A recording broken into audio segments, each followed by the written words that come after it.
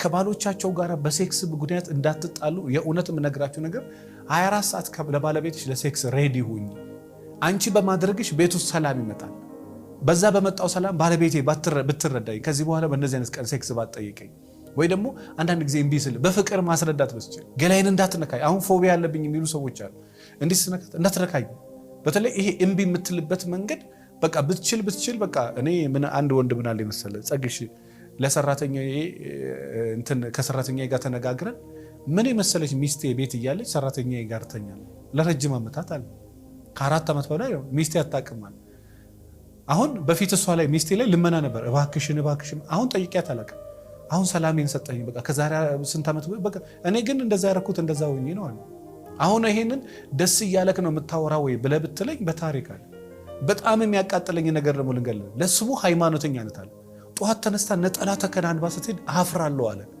ምን አለ እንደዚህ አይነት ሰው ሃይማኖት ባይኖረው ይላል። እኔ ባለቤቷ በስሜት እየተቃጠልኩ ሴክስ እናድርግ እያለ ሁሌ በቃ ሰበብ የሆነች ጊዜ አለ ማድረግ የምትፈልጋ እሱንም በስንት መከራ በቃ እንዲህ ያቃሰተች የሆነ በቃ ፊቷ ምኗ የአሽሙር እያየች በመከራ ታረጋለች። እኔ አንድ ወንድ አለ ፕሊስ ጋብቻ ለሴክስ ምንም ስሜት የሌላቸው ሴቶች እንዳታገቡ ብለ ቪዲዮ ስራ እባክህን። እኔም ጓደኞቼ ብዙ ሰው ቤቱን እያጣ ያለው በቃ አይፈልጉ ሚስት መሆን አትፈልግም ግን ማግባት ትፈልጋለች።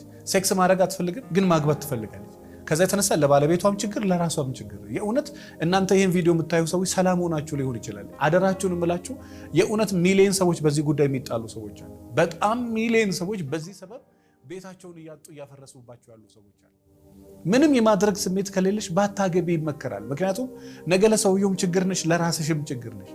እና ስሜት የሌላቸው ሴቶች ባካችሁ አታግቡ በላቸው። ቪዲዮ ስራ ያለኝ ሰዋል መንገድ ላይ ዞኝ እኔ የምልህ መቼ ነው ግንኙነት ማድረግ የሚቻለው? ሰው ነህና ስሜት ይኖር። ስሜት ሲኖር ባለቤት ማድረግ አትፈልግም። እሷ ስትፈልግ ደግሞ እሷ ኢሞሽናሊ ነው የምትፈልገው። ብልቷ መቆም አለመቆም አይጠበቅበትም። እኔ ግን ወንድ ነኝ።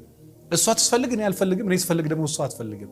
ይሄንን እናስታርቅ ብለህ ስታወራት አንተ እንደ እንስሳ አንተ እንደ ከብት እንዲህ ማድረግ ትፈልጋለህ። በዛ ላይ የራስን ከጨረስ የራስን ስሜት ብቻ ነው። እሺ ይሄን እናስታርቀው አትፈልግም። እንዴት እንደሚሰለች በነገራችን እንዴት እንደሚሰለች የእውነት እንደዚህ አይነት ችግር ውስጥ የትዳር ችግር ውስጥ ያሉ ሰዎች እንዴት እንደሚያሳዝኑ ወዴትም ከውስጡ አትወጣማ።